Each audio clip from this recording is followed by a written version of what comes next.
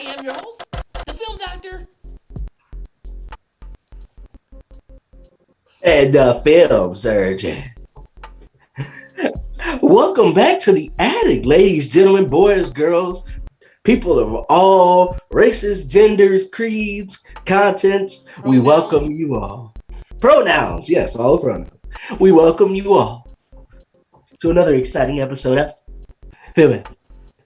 And on today's Filming, we will be reviewing The Eternals.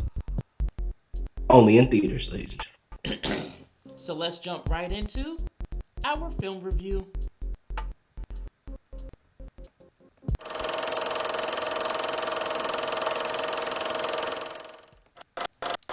So, The Eternals. You know, I believe that the ratings for this were not good online. You would be correct. However, for me seeing it and not knowing anything about the Eternals, I think that it was not your silly, hilarious kind of Marvel movie. It was more like a darker, slower, dramatic film that had a lot of storyline and I would say Easter eggs to lead us into the new direction of the phases of Marvel. And that is in terms of Galactus and what they intend to do with that series. It was surprising to have a group of superheroes, and I would say that this is a spoiler. So cover your ears if you don't want the spoiler. Some people did not make it out of there alive. And so that's like the Avengers to me, you know, having them form and then Tony Stark or somebody dies in that beginning first movie. Michael, why are you telling people that? The spoilers are done, so you can unplug your ears. But that was... I would say that was almost the only thing that bothered me. Some things that kind of confused me, but that were kind of nonsensical, like the need for Angelina Jolie's character to be crazy, that keeps flipping sides to crazy, and then she's saying we're trying to calm her down. I think they may have touched on why that is the case, but I don't think it was important to the story or the happenings of the story. It almost felt like they needed things to kind of pencil in to make it a longer movie, so let's add this complexity to the story so we can tell this part of it. But I don't think it was needed.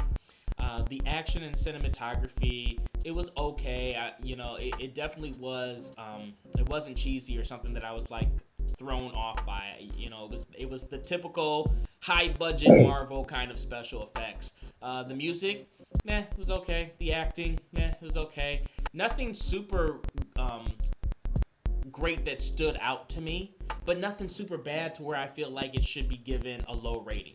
So it's not an A to me, but I will give it at least a B plus. I'm gonna say B plus. Yeah, so we went to see this in theaters together, my first time back in theaters. And I am torn on this movie. And I feel like for most people out there, you're either gonna love this or you're not. I don't think there's a lot of gray area. I feel like there are people who like this movie, and I feel like there are people who just don't like this movie. And for varying aspects, I think I'll touch on the negatives first, and then I'll get to the positive stuff. So this movie was, I mean, it was really just a setup for things in the future, and people, I mean, it's what Marvel is known for, but at the same time, it's just like you're using a whole movie to tell us about something that is coming in the future. Also, you're using these characters, and they do a good job of at least explaining why these basically gods are on Earth and didn't do anything to stop Thanos. Didn't help them at all. They kind of do a good job of that.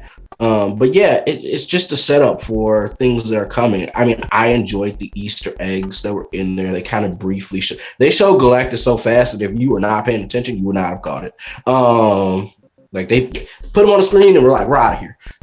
So yeah, I did enjoy the Easter eggs. As far as some of the technical stuff, the CGI.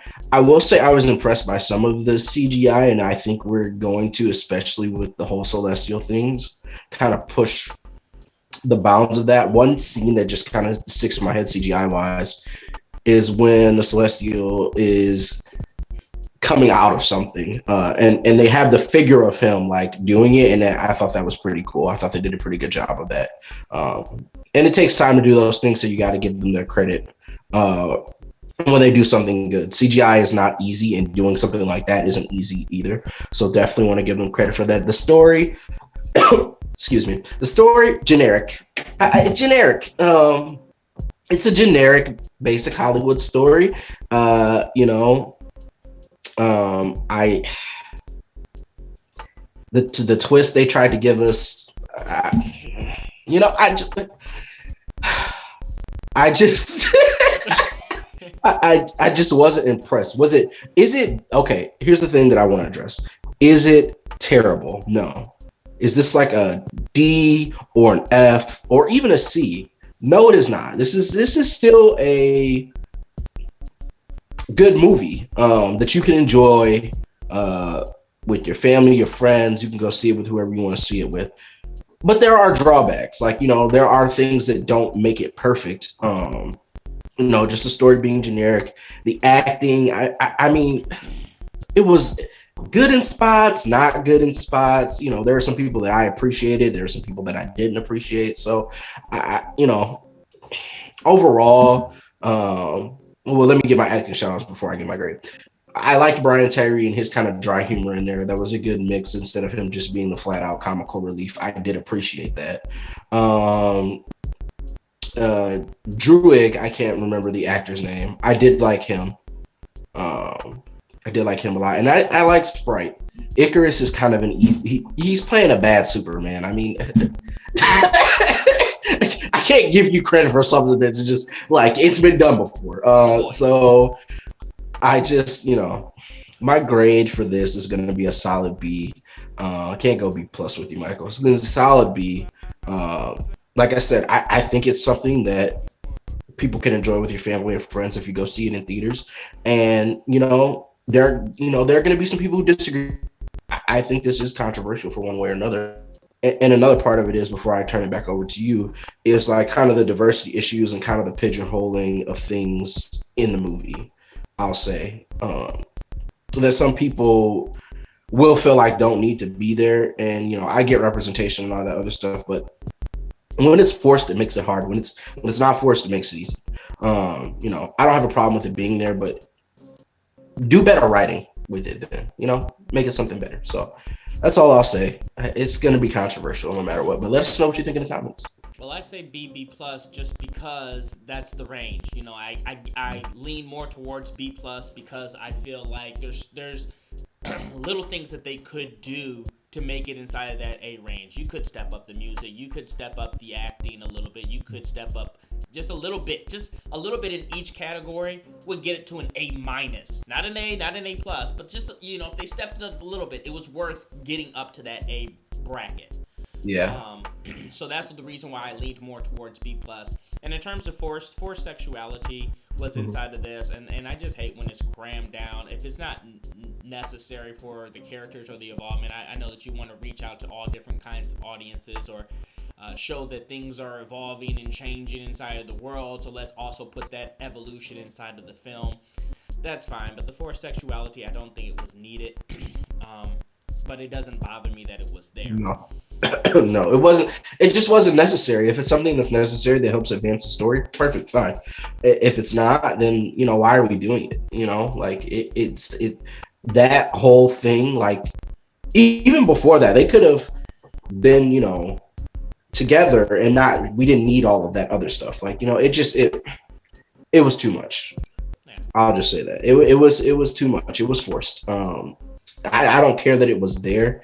But like I said, if you're gonna do it, how about you just do a better job of writing it in? You know, make it seem like you're not just doing it just to appease people.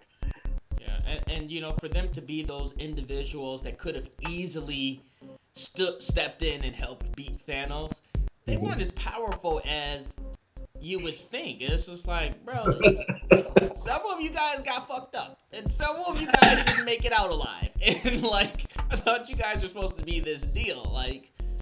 So it should have been ease. And granted, you can't have a story. They come in there and they just kill them instantly, so there has to be a fight. But for it to have been that kind of fight that they like were barely holding on, the Avengers did better at their fight, you know, than they did. They did. I just watched Infinity War, and if it wasn't for Star Lord, literally correct.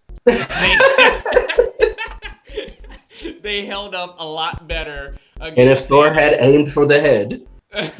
And aimed for the head, if it wasn't for those two mistakes, several mistakes were made inside of the Eternals group, where individuals did not make it out significantly on good terms. So that's pretty much all I have to say about it.